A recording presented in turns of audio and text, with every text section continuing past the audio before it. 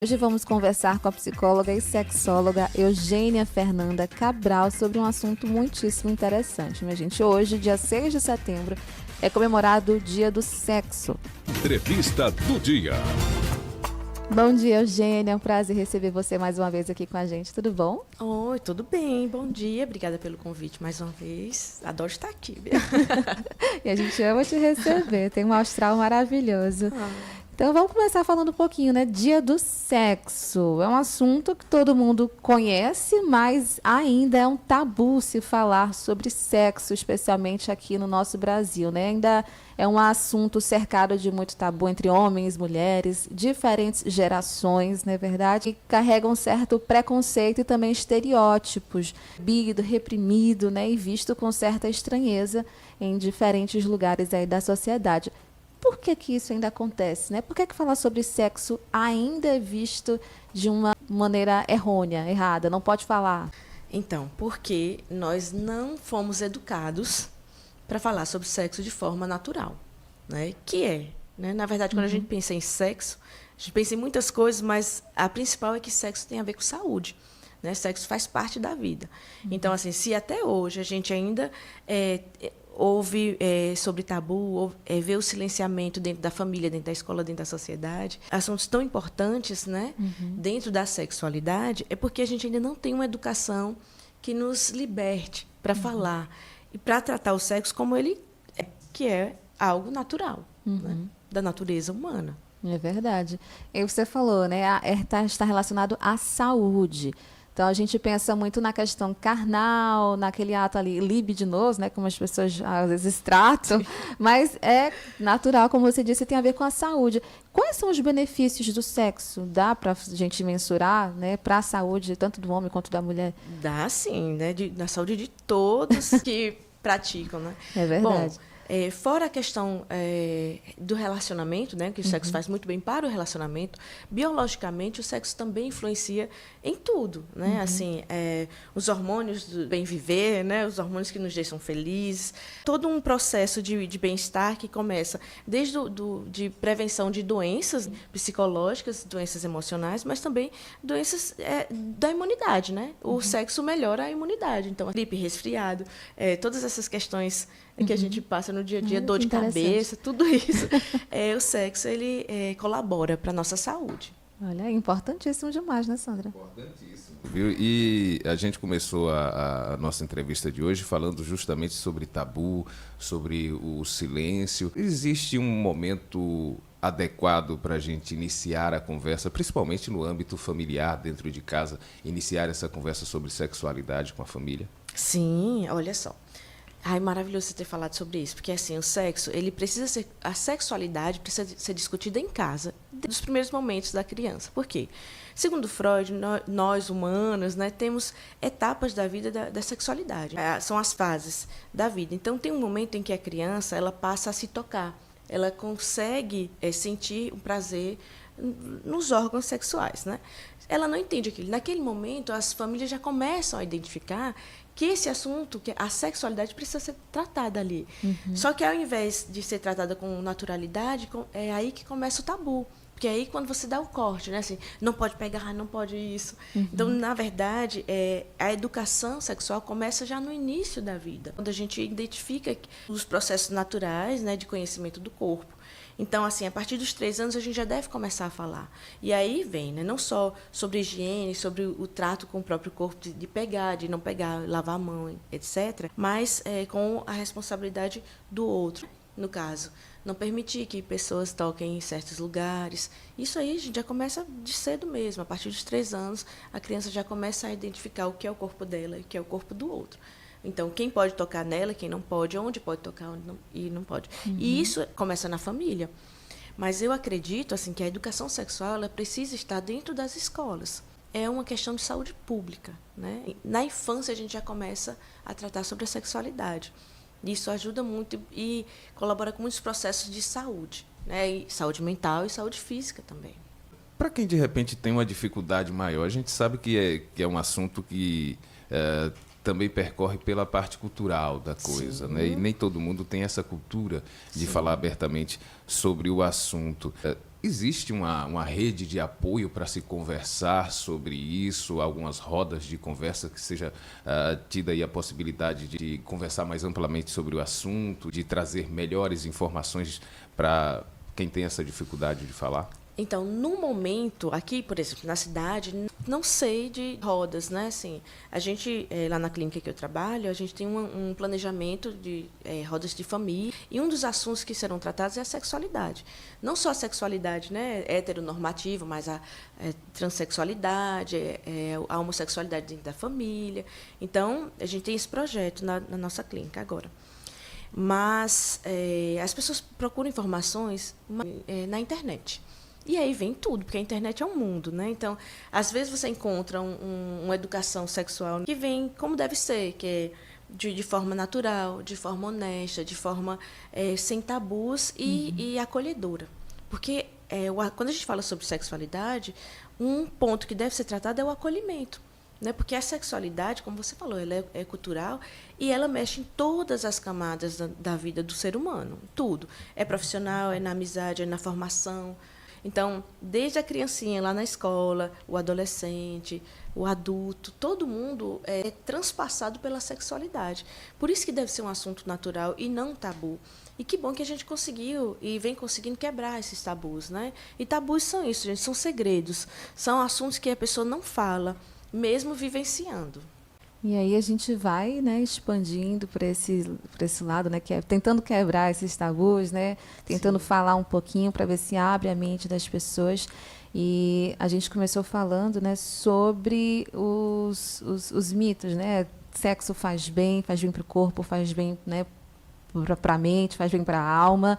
E eu estava até comentando antes aqui, né, de alguns comentários engraçados, né, de pessoas famosas falando sobre a vida intensa, né, sexualmente falando. Tem o Naldo e a Moranguinho, né, que fazem sexo todos os dias da semana. E outros famosos também que se destacaram, né? Tem a própria Anitta, cantora que é bem famosa aí, por falar sobre sexualidade abertamente. Tanto é que ela é bastante criticada por isso, né? Uma mulher falando abertamente sobre sexo ainda não é bem visto na sociedade. Mas, enfim, ela também fala sobre essa vida intensa sexual dela. E eu queria saber, acho que é uma dúvida de muitas pessoas também, realmente existe pessoas que fazem sexo todos os dias? Faz mal, não faz mal? Uma quantidade específica, duração do ato sexual? Tem uma duração mínima, máxima? Esclarece essas dúvidas aí pra gente. Certo. Bom, que maravilha, né? Meu Deus, quem faz sexo todo dia e tem prazer, e tem, né, alegria por fazer todo dia é maravilhoso. Só que não é uma realidade comum, né? Assim, alguns casais não conseguem manter, e é normal, né, manter uma frequência tão alta. A rotina atrapalha, né? A rotina, tem a vida. E o próprio organismo, né, precisa de um tempo para desejar o sexo. Ótimo que ele e a parceira dele tenham essa disponibilidade toda, né?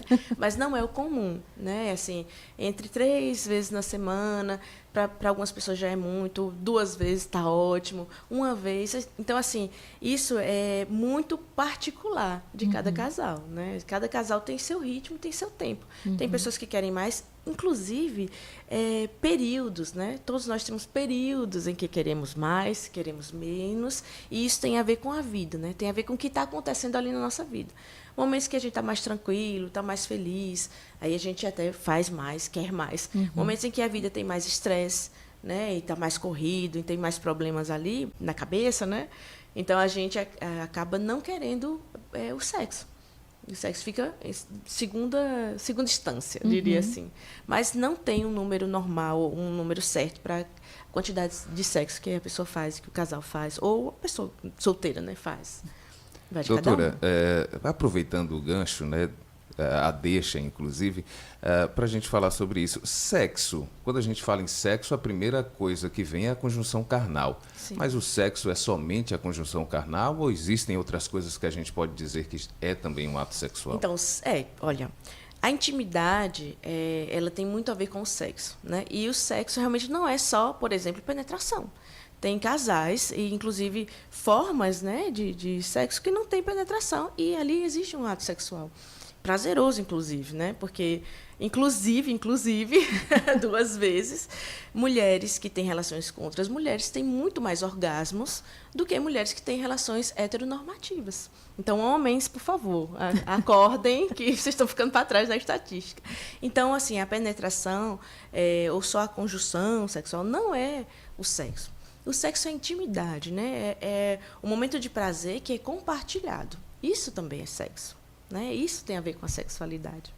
E aí, a importância de toda aquela questão de preliminar, de você tentar deixar a pessoa o mais à vontade possível, para que aí sim seja prazeroso para as duas partes. Ah, sim, com certeza. Na verdade, quando a gente encontra o parceiro ideal, assim, aquela pessoa que dá um match ali e você encontra os pontos, né, que te fazem ter o prazer, é maravilhoso. Mas isso só acontece quando você conhece o corpo do outro, quando você se conhece. Porque aí sim, as preliminares servem para isso, para você ir esquentando o ambiente, né? Esquentando a relação. Uma preliminar bem feita é um sexo, que já começa ali, né? De sucesso, eu diria assim. Sem preliminar, acho que fica muito difícil que você chegue ali no ápice, que é o orgasmo. E já ouvi até alguns comentários, né?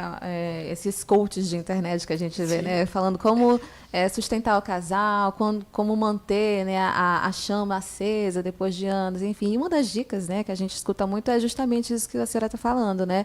Porque para o homem, né, aparentemente, é mais fácil estar ali apto, né, para o sexo em si. Porque o homem ele se excita com muito mais facilidade do que as mulheres. Não sei se é verdade, a senhora pode me corrigir se for errado. Mas, inclusive, já escutei algumas pessoas falando, né, que as mulheres elas precisam desse tempo maior, né, para se sentir mais amada, se sentir mais bonita, se sentir mais desejada, e aí ela vai tendo esse desejo ao longo do tempo. Não é algo instantâneo, rápido, como é com os homens, né? É isso mesmo, procede? Então, assim, na verdade, aí vem do processo histórico, né, que o Sandro falou. Assim, tem a ver com a história, né? Porque, assim, nós fomos ensinadas a ser recatadas, até no momento do sexo. Tanto que, em alguns momentos históricos, a mulher não podia ter prazer sexual, para ter mãe. E aí, o homem ia ter prazer com outras mulheres, e não com a mulher dele. Então, a mulher não podia, inclusive, dizer, né, expressar que estava tendo prazer sexual. Então, isso nos atrapalhou durante todo o tempo, né? Tanto que ficou que é um mito também, de que a mulher não se excita, que se excita... Demora devagar, não tem é que ser mais verdade. estimulada. Na verdade, que a resposta sexual masculina é muito mais rápida, inclusive visualmente. Mas a mulher se excita no mesmo processo, assim, é o mesmo processo. A mulher demora mais para chegar ao ápice, que é o orgasmo. Isso é verdade. É um processo interno. E engraçado, assim, porque, por exemplo, quando se fala do órgão feminino, né, o clítoris só foi estudado agora, gente. A gente só tem uma imagem do que é o clítoris, que não é só essa parte externa, mas tem toda uma parte interna que é gigantesca, que a gente só viu agora, depois dos anos 2012, que começaram a estudar. Então, assim, o processo da mulher é mais lento de orgasmo, porque ela precisa de mais tempo mesmo para chegar nesse lugar, né? E aí tem toda essa preliminar, tem essa segurança, ela precisa estar segura do que está acontecendo ali, para que ela chegue. Mas não é só isso. A participação masculina nesse orgasmo também é muito importante. Tanto que as estatísticas mostram que, né, como eu disse anteriormente, que relações entre mulheres são mais prazerosas. E talvez seja isso, porque existe um tempo, né, as mulheres se dão mais tempo para chegar nesse lugar. E aí eu tenho um dado interessante, por exemplo. Sim. Ejaculação precoce, que tem tudo a ver com isso, né, da mulher não chegar porque o homem teve uma ejaculação precoce. Isso só começou a ser estudado depois dos anos 60. E por quê? Porque é só a partir daí, quando as mulheres começaram a ter voz sobre a sua sexualidade, sobre o seu prazer, que começou a ver que a ejaculação precoce era um problema. Antes não era. Por quê? Porque o homem chegava ao prazer, acabou a história e a mulher não precisava. E é a partir daí que começaram, inclusive, os estudos sobre isso, né? E aí ajudou todo mundo, porque os homens também começaram a poder dizer que aquilo era um problema. E aí aproveitar mais a sexualidade também. Muito interessante essa informação, né? E outro tabu também que a gente, né, vê bastante é a vida sexual na melhor idade, né? Os idosos têm, né, a libido também, têm o desejo, mas pelo fato de serem idosos, a gente acha que é um absurdo, né? Que não é possível. Mas não, existe vida sexual também na terceira idade. Existe vida sexual ativa, inclusive o desejo, existe tudo. Mas, assim, como tudo na vida, é uma organização. Na verdade, a pessoa se reorganiza para que possa ter o prazer na terceira idade também, né? E é o que eu chamo de reorganização. É reposição hormonal, são pílulas que ajudam o homem. Então, assim, o processo também de reencontro, né? De paixão, de prazer entre o casal, ou novos casais que vão se formando também, né? Porque a gente sabe que ao longo, né, do processo da vida, e do idoso especialmente, um ou outro falece, ou existe a separação que é altíssima. A gente está... Você viu sobre isso? Que existe um índice agora altíssimo de separação na terceira idade. Olha e as só. pessoas recomeçando a vida com outras pessoas. Então, por isso que a sexualidade na terceira idade também é discutida, e deve ser mesmo, sabe? Esse é um processo que precisa existir também. É vida, é prazer. Quem não quer, tudo bem, também faz parte da vida. Tem um momento em que você cansa. Achei maravilhoso uma fala de Rita Lee, que ela falava sobre isso. Ela disse, gente, eu já fiz tudo que eu quis, de todas as formas, todas as posições. Nesse momento da vida eu não quero mais. E está tudo bem, né? Enquanto outras pessoas, e a gente vê esse processo na internet, né, em algumas páginas no Instagram, de mulheres idosas que estão ali celebrando a sexualidade. É maravilhoso também. Muito interessante.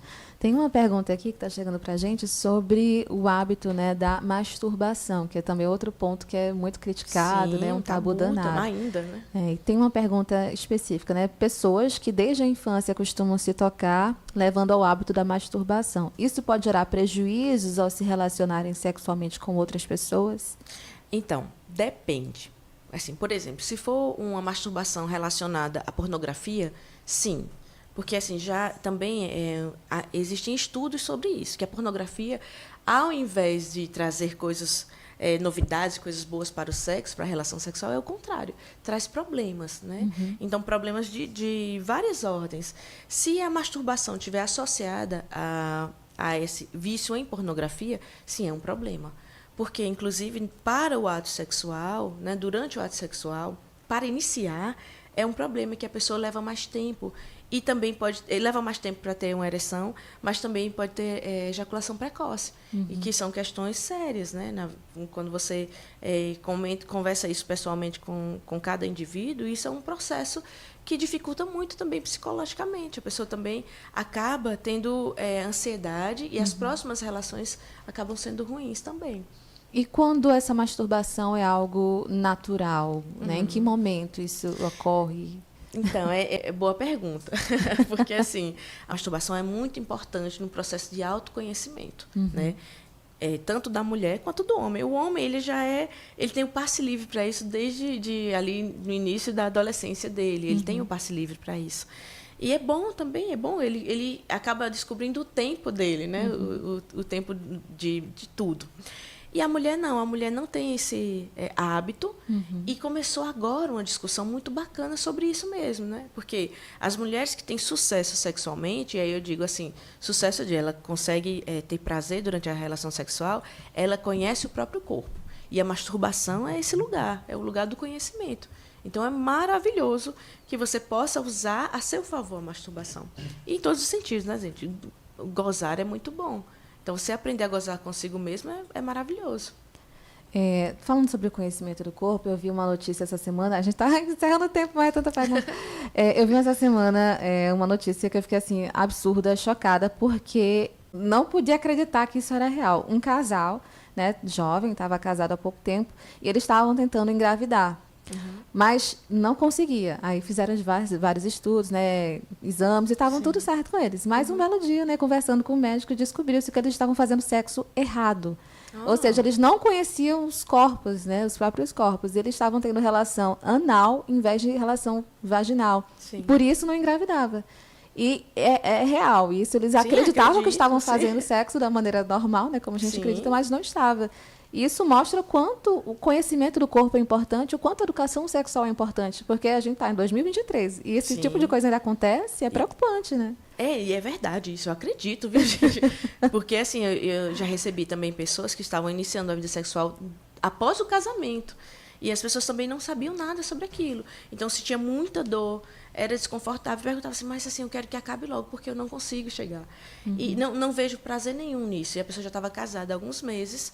E por quê? Porque não teve mesmo a educação sexual. Gente, assim, é o conhecimento do corpo, é não ter com quem conversar sobre isso. Então, essa coisa da família, né?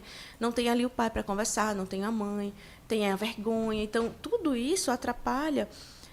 Não só, por exemplo, nesse caso foi a engravidar, né? Mas tem outros casos mais graves, assim, que a pessoa acaba perdendo uma coisa muito boa da vida, né? Que é a sexualidade, porque não teve instrução.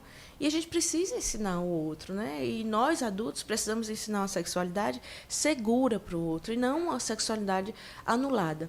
Não existe isso de anular a sexualidade. A gente precisa dar segurança sobre a sexualidade. Isso para todo mundo, desde adolescente, principalmente adolescente, né? Você falou adolescência, né? Só para encerrar, já está acabando, minha gente. O tempo da gente está estourando. Existe uma idade ideal para início da vida sexual ativa? Ou Meu não? Deus. Ai, sim, um tabu agora, né? Verdadeiro tabu, então. Existem, né, pessoas que falam que a vida sexual ela pode acontecer a partir do momento que o processo corporal está completo, né? De maturação.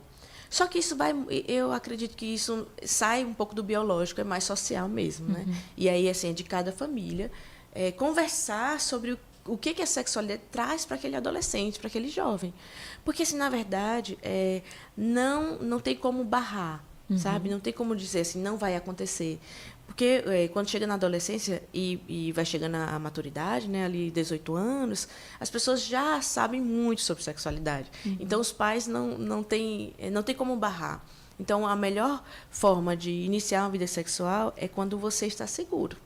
E aí depende muito, né, de todos os processos que vêm antes disso. E tem a pressão social também, o ciclo de amigos, né? Sim, fica pressionando. influencia Nossa, tudo, você ainda não, influencia, né? sim. Ainda é virgem, você Sim. não tem parceiro ainda, como é que pode? Aí mesmo a pessoa não estando no momento, acaba cedendo à pressão. E acontece muito, na verdade, dessa forma, né? As pessoas cedem à pressão, perdem a virgindade e acaba que aquilo ali nem significou muito para aquela pessoa, mas só porque precisava entrar no grupo, né? Fazer parte do grupo e até falar sobre isso. Só que não deve ser assim, né? Cada um deve ter seu tempo, não precisa ter pressa também, né? E os pais precisam entrar nessa conversa, não de proibição, mas de educação. Orientação, né? Da orientação. Gente, 7h58, o assunto é muito bom. Já quero marcar aqui outra oportunidade pra gente. Estou Viu, né? Eugênia, gostei demais. É muito assunto, é muita pauta para pouco tempo. Quero agradecer a sua participação. Quero dizer que você seja sempre bem-vinda aqui com a gente. É sempre um prazer receber você aqui. Parabéns pelo trabalho, viu? Obrigada. Eu volto sempre que vocês me convidarem. Eugênia Fernanda, minha gente. Procurem lá, rede social, telefone para contato. Quem quiser conversar mais, né, saber sobre o seu trabalho, pedir orientação. Sim, então, estou no Instagram, tá? A gente pode me encontrar lá. É Eugênia com 2 N's, eugenia.fe.pc. Vai lá procurar. Qualquer dúvida, vai procurar aí. Estou lá. Fernanda, que ela é show de bola. Minha gente, muito obrigada a todo mundo aí que ficou com a gente, né, nessa sexta-feira. Eita, nessa quarta-feira com cara de sexta. Amanhã é feriado. Feriadão. Petrolina também vai ser feriadão, viu? Decretou aí ponto facultativo na sexta. Aí, ó. É, show de bola. O tempo danado aí pra descansar, se preparar. Muito bem, gente, é isso. Bom final de semana, bom feriadão para todo mundo. Feliz Dia da Independência. Na Tropical, ligação direta.